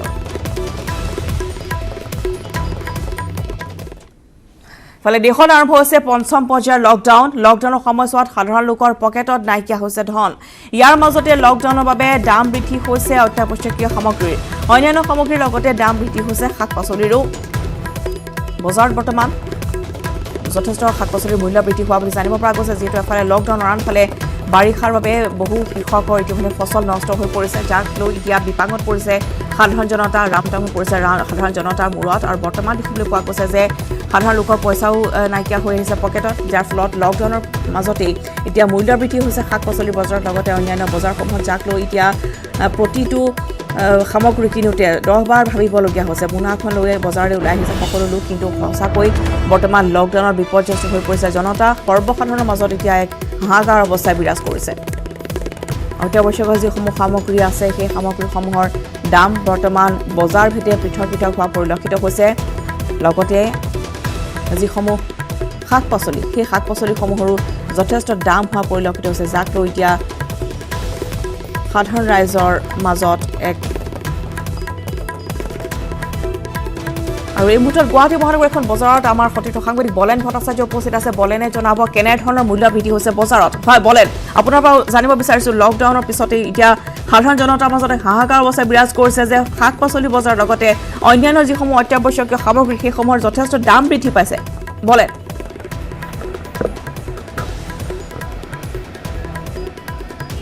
হয় শেহতীয়া লকডাউনৰ ফলস্বৰূপে দেখিব পোৱা গৈছে সমগ্ৰ দেশৰ লগতে অসমতো বজাৰত ব্যাপক প্ৰভাৱ পৰিছে আৰু বিশেষকৈ বজাৰসমূহত প্ৰতিবিধ সামগ্ৰীৰ দাম এতিয়া যথেষ্ট হাৰত বৃদ্ধি পাইছে আমি যদি দেখিবলৈ পাইছিলোঁ যেতিয়া অসম কৃষি খাদ্য সামগ্ৰী বিপণন পৰিষদ যি পৰিষদখনে লকডাউনৰ সময়ছোৱাত ৰাজ্যত যিসমূহ স্থানত বিশেষকৈ তেখেতসকলে সামগ্ৰী যোগান ধৰি আছিলে সেই সময়ত দেখিব পোৱা গৈছে দাম যথেষ্ট নিম্নগামী আছিলে বা সেই সময়ত অতি কম দামত সামগ্ৰী বিক্ৰী কৰিছিলে কিন্তু আজিৰ সময়ত যদি আপুনি বজাৰত চাবলৈ যায় তেতিয়াহ'লে যথেষ্ট মূল্য বৃদ্ধি হৈছে যথেষ্ট সামগ্ৰীৰ ক্ৰয় কৰোঁতে দুবাৰ ভাবিব লগা পৰিৱেশ এটাৰ সৃষ্টি হৈছে কিয়নো সাধাৰণ জনতা এই মুহূৰ্তত ক'ব পাৰি যে যদি সাধাৰণ জনতাই অলপ পইচাৰে সামগ্ৰী ক্ৰয় কৰিবলৈ আহিছে বিপদত পৰিব লগা পৰিৱেশ সৃষ্টি হৈছে কি ল'লে আৰু আপুনি দামটো কেনেকুৱা পাইছে আপুনি কি ল'লে বান্ধা ফুল বিন জ্বালা এনেকৈ এইবিলাক লৈছোঁ দাম কেনেকৈ লৈছিলে আপোনাৰ আগতে দাম বেছি আছে আগতকৈ দাম বেছি লকডাউনৰ সময়ছোৱাত আমি দেখিছিলোঁ যিখন সৰু সৰু স্থানত য'তসমূহ আচলতে সামগ্ৰী বিক্ৰী কৰিছিলে তাত যথেষ্ট দাম কম আছিলে কিন্তু বহুত কম আছিলে এতিয়া বেছি হৈছে দাম কিয় যদি সেই সময়ত দামটো কম থাকে এতিয়া দোকান খুলিছে কিন্তু তাৰপিছতো সামগ্ৰীৰ দাম বৃদ্ধি হোৱাটোৰ আচলতে কি বুজায় এটা মধ্যভোগী চক্ৰ আছে আৰু যি চক্ৰই এই ধৰণৰ দামবিলাক আচলতে তেখেতসকলে সংগ্ৰহ কৰে কাৰণে দাম বজাৰত বৃদ্ধি হয় তেনেকুৱা সন্দেহ হয় তেনেকৈ নিশ্চিতভাৱে আমি ব্যৱসায়ত এই মুহূৰ্তত কথা চেষ্টা কৰিম দাদা অকণমান যদি আগুৱাই আহে দেখিব পোৱা গৈছে যে দাম যথেষ্ট বৃদ্ধি হৈছে কিহৰ কাৰণে আচলতে এই বজাৰৰ দাম বৃদ্ধি হৈছে সেয়া অতিকৈ এই মুহূৰ্তত ৰহস্যজনক কাৰণ দেখিব পোৱা গৈছে লকডাউনৰ সময়ছোৱাতে আমি যদি চাওঁ দাম যথেষ্ট বজাৰত কম আছিলে কিন্তু তাৰপিছত এতিয়া পঞ্চম পৰ্যায়ত লকডাউনত আপুনি যদি চাই বজাৰত দাম বৃদ্ধি পাইছে দাদা কি হ'ব পাৰে মূল কাৰণ কি হ'ব পাৰে দাম এই ধৰণৰ বৃদ্ধি হোৱা এতিয়া বানপানী হৈছে মালবিলাক বহুত কম মাৰ্কেটত ডাবুল দাম বাঢ়ছে এতিয়া বজাৰত এই মালবিলাক ক'ৰ পৰা আহিছে চাৰিওফালৰ পৰা আছে নগাঁও আছে খাৰুপেটীয়া আছে বৰপেটা আছে চাৰিওজনৰ পৰা আছে কি দাম কেনেকুৱা আপুনি কওকচোন এবাৰ দামবিলাক কেনেকুৱা কি সামগ্ৰী দাম এতিয়া ধৰক পটল আছে 60 টকা কিলো জিকা আছে 50 টকা হোলচেলতে 200 টকা পাল্লা চলি আছে এনেকুৱা চলি আছে ৰেটবিলাক নিশ্চয়কৈ সাধাৰণ যিসকল লোক বজাৰত আহিছে তেখেতসকলৰ যথেষ্ট অসুবিধা হ'ব কাৰণ লকডাউনৰ সময়ছোৱাত বহুতেই ইনকামৰটো সম্পূৰ্ণ বন্ধ হৈ গৈছিলে চৰকাৰী বিষয়া কৰ্মচাৰীৰ বাদ দি বাকীসকলৰ কাৰণে চলাটো এই মুহূৰ্তত কঠিন হৈ পৰিছে হয় হয় নিশ্চয় সেইটোতো স্বীকাৰ কৰিবই লাগিব উপায়টো নাই তাৰ মাজতে চলিব লাগিব আৰু কিন্তু কিবা চৰকাৰে এই ধৰণৰ ব্যৱসায়ীসকলকে সকাহ প্ৰদান কৰি বা সামগ্ৰীসমূহ আচলতে সকাহ প্ৰদান কিবা এটা ব্যৱস্থা হয়তো চৰকাৰে গ্ৰহণ কৰিব পাৰে এই সময়ছোৱাত নিশ্চয় পাৰে পাৰিব লাগে কৰিবই লাগে এতিয়া আমাৰ ৰাইজৰ ওচৰত এতিয়া চৰকাৰ ৰাইজক সহায় নকৰিলে কোনে কৰিব নিশ্চয়কৈ আপোনাৰ মন্তব্য ল'ম নিশ্চয়কৈ আমি দেখিব পাইছোঁ যে এই ধৰণৰ এতিয়া খাদ্য সামগ্ৰীৰ বজাৰখনত আমি দেখিব পাইছোঁ দাম যথেষ্ট বৃদ্ধি পাইছে আৰু যাৰ ফলত সাধাৰণ ৰাইজ যিসকলে আচলতে তেখেতসকলে ক্ৰয় কৰিবলৈ আহে সেইসকল লোকৰ সাধাৰণতে এতিয়া বিপদ হৈছে একেদৰে কিন্তু আপুনি যদি চাই এই যিসকল ব্যৱসায় আছিল এই ব্যৱসায়ীসকলৰ কিন্তু একেই লকডাউনৰ প্ৰভাৱ পৰিছিলে আৰু তেখেতসকলৰ কিন্তু তাৰ মাজতে দেখিব পোৱা গৈছে এটা এচাম মধ্যভোগী চক্ৰ এতিয়া গা কৰি উঠিছে নেকি তাকে লৈ এই মুহূৰ্তত এটা ডাঙৰ প্ৰশ্ন সৃষ্টি হৈছে নিশ্চয়কৈ বলেন ধন্যবাদ জনাইছোঁ আপোনালৈ আৰু পুনৰ যাম আপোনাৰ কাষলৈ আৰু দেখিবলৈ পোৱা গৈছে যে বলেনে জনাইছে যে বৰ্তমান এক মধ্যভোগী চক্ৰ জড়িত হৈ পৰিছে নেকি তাক লৈ এতিয়া প্ৰশ্ন উত্থাপিত হৈছে গতিকে যদিকে দেখিবলৈ পোৱা গৈছে যে প্ৰত্যেকটো বস্তুৰে দাম বৰ্তমান 60 টকা 70 টকা পৰ্যন্ত বৃদ্ধি পাইছে প্ৰতি কিলো শাক পাচলিৰ দাম আৰু লগতে জনসাধাৰণৰ যিটো লকডাউনৰ পিছতেই জনসাধাৰণ ওলাই আহিছে বজাৰ কৰিবলৈ আৰু দেখিবলৈ পোৱা গৈছে যে বৰ্তমান যথেষ্ট বৃদ্ধি পাইছে মূল্যবৃদ্ধিৰ যাক লৈ সাধাৰণ জনতাৰ মাজত এতিয়া এক হাহাকাৰ অৱস্থা বিৰাজ কৰিছে আৰু খবৰ বাতৰি পুনৰ লৈছোঁ এতিয়া চমু বাণিজ্যিক বিৰতি বাতৰি শেষ অংশলৈ কৰোনা ধুমুহাৰ বানপানীৰ পিছত এতিয়া বন্য হস্তীৰ আতংক দুধনৈৰ ওপৰাতলা নতুন বস্তিত নিশা কেইবা ঘণ্টা ধৰি উপদ্ৰৱ চলাই বন্য হস্তীৰ এটা জাকে বনাঞ্চলৰ পৰা ওলাই আহি গাঁওখনৰ প্ৰৱেশ কৰিছে এফালৰ পৰা আক্ৰমণ কৰিছে বন্য হস্তীৰ জাকটোৱে যাৰ ফলত কেইবাটাও বাসগৃহ ভাঙি তছনছ কৰাৰ লগতে সামগ্ৰীৰো ক্ষতি সাধন কৰিছে অকল ঘৰ ভঙাই নহয় হাতীৰ গছকত দুটাকৈ গাহৰি কুকুৰাও নিহত হয় ভঁৰালৰ ধান আৰু চাউল খাই তহিলং কৰিছে হাতীৰ জাকটোৱে গাঁওখনৰ প্ৰৱেশ কৰিয়ে বন্য হস্তীৰ জাকটোৱে প্ৰায় 5 ঘণ্টা ধৰি তাণ্ডৱৰ সৃষ্টি কৰে বন বিভাগৰ লোকে বহু চেষ্টাৰ অন্ততহে শূন্যলৈ গুলী ফুটাই হাতীৰ জাকটোক ঘেৰি পঠিয়াবলৈ সক্ষম হয়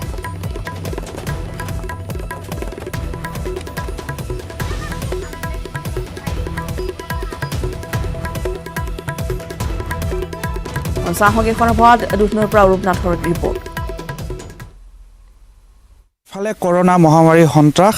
আনফালে বানপানীৰ সংহাৰীৰ ৰূপ তাৰ মাজতে ভূতৰ ওপৰত দানৱ পৰা দি দুধনৈবাসীৰ নিদ্ৰাহৰণ কৰিছে এজাক বন্য হস্তীয়ে আৰু আমি নিতৌ বাতৰি সম্প্ৰচাৰ কৰি আছোঁ যে দুধনৈ অঞ্চলৰ বিভিন্ন গাঁৱত কি ধৰণে বন্য হস্তীয়ে সন্ত্ৰাস চলাই আছে আৰু তাৰ ফলস্বৰূপে যোৱা নিশাও ওপৰতলা যি খাৰা অঞ্চলত এটা বৃহৎ হাতীৰ জাকে উপদ্ৰৱ চলাই তছনছ কৰিলে বহু বাসগৃহ বহু ইতিমধ্যে পশুধনৰো মৃত্যুমুখত পৰিলে বহু পশুধন ইতিমধ্যে গছকি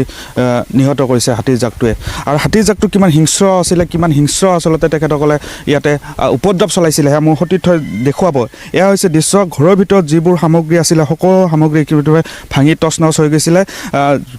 যি পাইছে সেয়া শেষ কৰি গৈছে মই বিশেষকৈ ক'ম যে গাহৰি কেইবাটাও গাহৰি পশুধন গছকি মৃত্যুমুখত পৰিছে কুকুৰা আছিলে কুকুৰা ভাঙি গছকি মাৰি পেলাইছে আৰু তাৰ সমান্তৰভাৱে এয়া পৰিৱেশ দেখিছে আপোনালোকে এনেকুৱা ধৰণৰ প্ৰায় 5টা পৰিয়ালৰ বাসগৃহ ভাঙি তছনছ কৰিছে আৰু কিমান হিংস্ৰ আছিলে হাতীৰ জাকটো প্ৰায় 3 ঘণ্টা ধৰি এইটো অঞ্চলতে উপদ্ৰৱ চলাই আছিলে শেষত বন বিভাগৰ দলে আহি হাতীৰ জাকটোক খেদিবৰ কাৰণে চেষ্টা কৰিছিলে বা খেদিবৰ কাৰণে প্ৰয়াস কৰিছিলে আৰু তাৰপিছতে হাতীৰ জাকটো ইয়াৰ পৰা গুচি গৈছিলে কিন্তু তাৰ গুচি যোৱাৰ আগে কিন্তু এই যিটো অঞ্চল যিখন গাঁও আছে সেই গাঁওখন কিন্তু সম্পূৰ্ণৰূপে তছনছ কৰি থৈ গ'ল স্থানীয় এই যিসকল লোক আছে তেখেতসকলৰ পৰা কিছু কথা জানিব বিচাৰিম কি ক'ব বাইদেউ কেইটামান বজাত আহিছিলে কি ক্ষতি কৰিলে আপোনালোকৰ কেইটামান মানে 10টামান বজাত আহিছিলে তাৰপিছত মানে 2টামান বজালৈকে আছে আৰু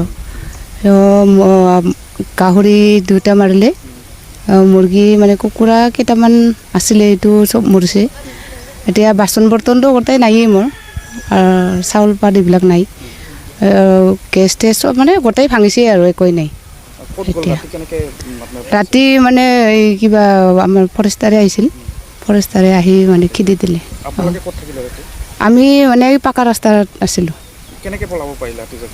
মানে এনেকুৱা আগতীয়া কৰি গম পাইছোঁ আহাটো সেইকাৰণে চাইড হৈছোঁ আৰু কি আমি হয় নিশ্চয়কৈ তেখেতসকলে ক'লে যে কিমান বৰ্বৰভাৱে আচলতে হাতীৰ জাকটোৱে আক্ৰমণ কৰিছিলে এইখন গাঁৱত কি হৈছিলে প্ৰথমে কেইটামান বজাত আহিছিলে কি দেখিছে মানে আমি প্ৰথমতে আছিলোঁ মই 7:30মান বজাত আছিলোঁ 7:30 বজাত মানে আছিল সেইদি জোনাইমাৰি বুলি কয় তো জোনাইমাৰি গাঁৱত আছিল তাৰপিছত জোনাইমাৰিৰ পৰা মানে জাগ অহা কথা কৈছিলতো তাৰপিছত আহিলে মোটামুটি 30টামান শুনিলোঁ শুনাৰ পিছত ইদি মানে জোনাইমাৰিত থাকিল 20টামান প্ৰথমতে সোমাল ইপিনে 10টামান তাৰপিছত নেক্সটত আৰু 20টা আহিল 30টা লগ লাগি কিনে ইপিনে সোমাই গ'ল সোমাই আহি কিনে এইখিনি অত্যাচাৰ লাগিল বহুত অত্যাচাৰ কৰিছে অত্যাচাৰ কৰি মানে ঘৰৰ মানে গাহৰি থৰ পাকঘৰ বহুত কিবা কিবি ভাঙিল কোভিড-19 মহামাৰীৰ সময়ত চৰকাৰে সৰ্বাধিক গুৰুত্ব প্ৰদান কৰি আহিছে পৰিষ্কাৰ পৰিচ্ছন্নতাৰ ওপৰত কিন্তু যোৰহাট নগৰত দেখা গৈছে এখন বিপৰীত ছবি যোৰহাট পৌৰসভা কৰ্তৃপক্ষই নগৰখনৰ বহু স্থানৰ পৰা আঁতৰাই পেলালে ডাষ্টবিনসমূহ কাৰণ পৌৰসভা কৰ্তৃপক্ষই ঘৰে ঘৰে জাবৰ গাড়ীৰে সংগ্ৰহ কৰাৰ এক আঁচনি গ্ৰহণ কৰিছিল কিন্তু এই ব্যৱস্থাত গাড়ীসমূহ নিতৌ নহাৰ ফলত তথা ডাষ্টবিনসমূহ আঁতৰাই দিয়াৰ ফলত বৰ্তমান পথৰ দাঁতিতে জাবৰ পেলাবলৈ বাধ্য হৈছে জনসাধাৰণ ফলত নগৰখনৰ বিভিন্ন স্থানত পুটিগন্ধময় পৰিৱেশৰ সৃষ্টি হৈছে আৰু খবৰ অধিক জনাব আমাৰ যোৰহাটৰ সাংবাদিক গৌতম বৰা গৌতম আপোনাৰ পৰা জানিব বিচাৰিছো কেনে ধৰণৰ দুৰৱস্থাৰ সন্মুখীন হ'বলগীয়া হৈছে যোৰহাটবাসী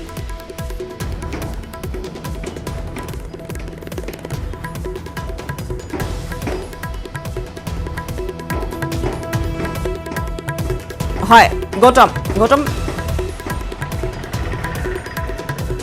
আমি আপোনাৰ পৰা জানিব বিচাৰিছোঁ যে যিহেতু দেখিবলৈ পোৱা গৈছে যে যোৰহাটত বৰ্তমান ডাষ্টবিনসমূহ আঁতৰাই পেলাইছে যাৰ ফলত ৰাস্তাতেই ৰাইজে জাবৰ পেলাবলগীয়া অৱস্থাৰ সৃষ্টি হৈছে কি ধৰণৰ দুৰ্ভোগ ভুগিছে বৰ্তমান যোৰহাটবাসীয়ে সময়ছোৱাত চৰকাৰে স্বচ্ছতাৰ ক্ষেত্ৰত সৰ্বাধিক গুৰুত্ব প্ৰদান কৰি আহিছে আৰু কিয়নো বাট পথসমূহ বা সকলো স্থানতে পৰিষ্কাৰ পৰিচ্ছন্নতা বৰ্তাই ৰাখিবৰ কাৰণে আহ্বান জনাইছে নিয়ম কৰিছে কিন্তু যোৰহাটৰ আমি দৃশ্য দেখুৱাইছোঁ যে যোৰহাট পৌৰসভা কৰ্তৃপক্ষই কেনে ব্যৱস্থা হাতত লৈছে যে নগৰখনত থকা যিসমূহ ডাষ্টবিন সেই ডাষ্টবিনসমূহ আঁতৰাই দিছে আৰু এই আঁতৰাই দিয়া অন্তৰালৰ কাৰণ হৈছে যে ইয়াতে ঘৰে ঘৰে জাবৰ সংগ্ৰহৰ বাবে এখন আঁচনি পৌৰসভা কৰ্তৃপক্ষই গ্ৰহণ কৰিছে কিন্তু মূল কথাটো হ'ল যে সেই আঁচনিখন ৰূপায়ণ কৰিলে আৰু লগে লগে ডাষ্টবিনসমূহ আঁতৰাই দিয়া হ'ল ডাষ্টবিন আঁতৰাই দিলে কিন্তু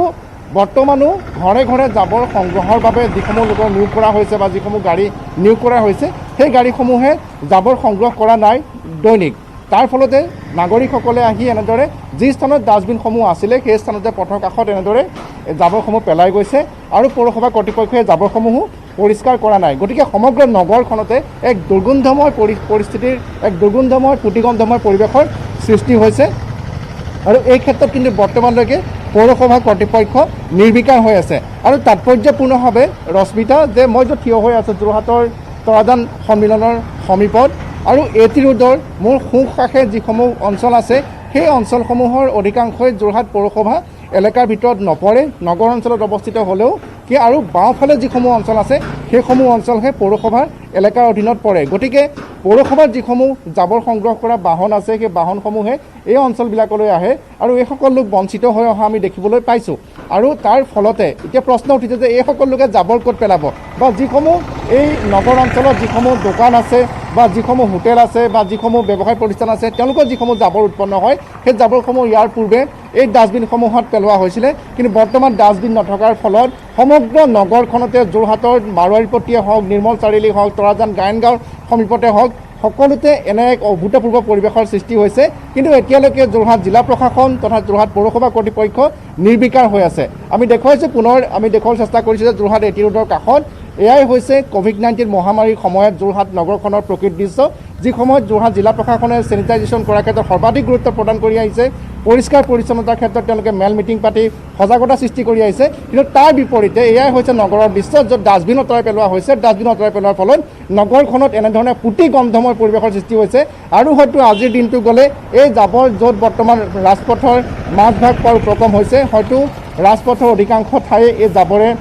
বেৰি পেলাব আৰু কেৱল এই স্থানতে নহয় ৰশ্মিতা যোৰহাট নগৰৰ অধিকাংশ ঠাইতে আমি এই দৃশ্য দেখিবলৈ পাইছোঁ যে মূল কাৰণটো হৈছে যে পৌৰসভাৰ নতুন আঁচনি এটা ফোন নম্বৰ দিয়া হৈছে যে যিসকল লোকে জাবৰসমূহ ঘৰৰ পৰা সংগ্ৰহ কৰিবৰ বাবে বিচাৰে তেনেহ'লে এই নম্বৰত যোগাযোগ কৰিব লাগে কিন্তু যিসমূহ গাড়ী ইতিমধ্যে নিয়োগ কৰা হৈছে মই পুনৰ জনাব বিচাৰিছোঁ সেই গাড়ীসমূহে কিন্তু জাবৰসমূহ সংগ্ৰহ কৰিবৰ বাবে অহা নাই আৰু তাৰ ফলতে যোৰহাট নগৰখনত এনেধৰণৰ অভূতপূৰ্ব পৰিৱেশৰ সৃষ্টি হৈছে পৰিস্থিতিৰ সৃষ্টি হৈছে কিন্তু প্ৰশ্ন উত্থাপন হৈছে যে ঘৰে ঘৰে জাবৰ সংগ্ৰহ কৰিলেও সেই জাবৰসমূহ নিষ্কাশন কৰাৰ বাবে যি জৈৱিক জাবৰ বা যি অজৈৱিক জাবৰ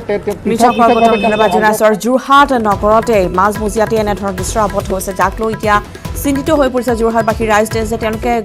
ঘৰৰ জাবৰসমূহ ক'ত পেলাব য'ত তেওঁলোকৰ ডাষ্টবিন আছিল ৰাস্তাৰ কাষৰ ডাষ্টবিনসমূহ আঁতৰাই দিয়া হৈছে যাক লৈ এতিয়া বিপাঙত পৰিছে যোৰহাটবাসী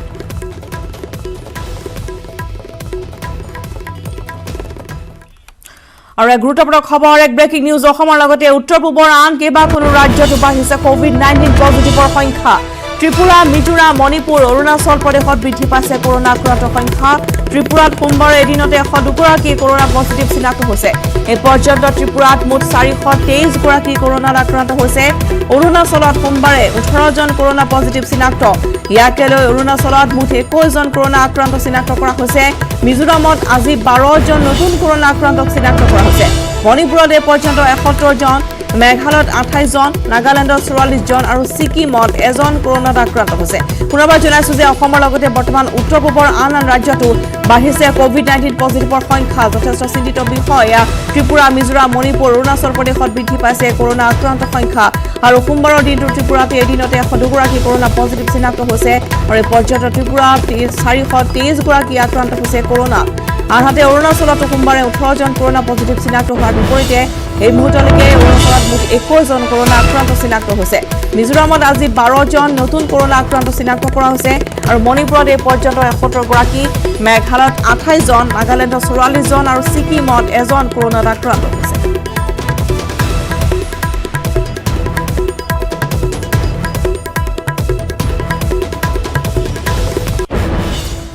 2011 চনতে আলফাত যোগদান কৰা মৰাণ সমষ্টিৰ নতুন বলাইৰ যুৱক অজিত সোণোৱাল ওৰফে বিমান অসমৰ অৱস্থিতিক লৈ গভীৰ অনিশ্চয়তাত ভুগিছে পৰিয়ালৰ লোক ইতিমধ্যে মূল খুঁটিলৈ ঘূৰি অহা একাংশ সতীৰ্থই যুৱকজনৰ মৃত্যু হোৱা বুলি জনোৱাত পৰিয়ালটোৰ মাজত সৃষ্টি হৈছে হাহাকাৰ অৱস্থা এই সন্দৰ্ভত স্থিতি প্ৰকাশ কৰিবলৈ পৰেশ বৰুৱালৈ মুকলি আহ্বান জনাইছে পৰিয়ালটোৱে প্ৰথম সংবাদৰ পৰা বিদ্যালয়ৰ পূৰ্বে আগবঢ়াই থৈ গৈছে প্ৰতিবেদন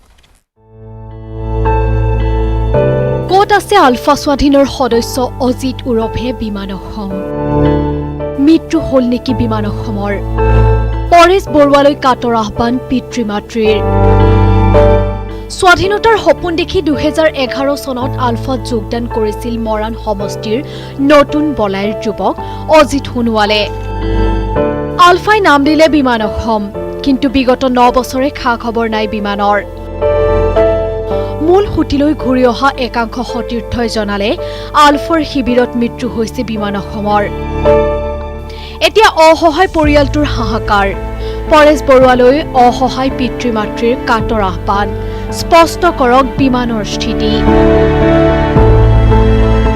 তেখেতসকলে আমাক জনাব লাগে যে আছে যদি নাই হ'লেও জনাব লাগে এনেকৈ কিছুমানে কয় নাই কিছুমানে কয় আছে আৰু সেইসকলেতো আছে বুলি কয় আমিতো জানিব পৰা নাই তাৰ লগত কিছুমানে চাইনাকো আহিলে সেই তেখেতসকলে কৈছে থাকি আহিলে দুখ পালে পৰেশ বৰুৱা ডাঙৰীয়াক আপোনাক অনুৰোধ কৰিছোঁ ল'ৰাটো যদি আছে তাত আমাক আমাৰ মাক বাপেকে জানিব লাগে যদি আছে তাত বেলেগ সংগঠনৰ ল'ৰাবিলাক ঘূৰি আহিছে তেওঁবিলাকে যে ওপৰত নাই বুলি কৈছে এতিয়া বহুত চিন্তা হৈছে হয় নাই মাক বাপেকৰ হেতুকে আপোনাৰ পৰা মুখৰ পৰা শুনিব বিচাৰিছোঁ আশংকা কৰা মতে বাৰ্মিজ সেনাৰ অভিযানত ম্যানমাৰত মৃত্যুমুখত পৰিছে বিমান অসম কিন্তু কোনো পক্ষই নিশ্চিত কৰা নাই এই তথ্য গতিকে উদ্বিগ্ন পৰিয়াল পৰিজয় ডাঙৰীয়া আমাক যিকোনো উপায়ে আমাৰ অজিত সোণোৱাল ওৰফে বিমান অসম যদি তেখেত আছে বা আছে নাই যদি সেই ৰিজাল্টটো দিলে আমি সুখী হ'ম এতিয়া প্ৰশ্ন হৈছে পৰেশ বৰুৱাই শুনিবনে অজিতৰ অসহায় পিতৃ মাতৃৰ কাটৰ আবেদন পৰেশ বৰুৱাই সন্ধান দিবনে অজিত ওৰফে বিমান অসমৰ মৰাণৰ পৰা Rishiswar Baruah report News 18 Assam North east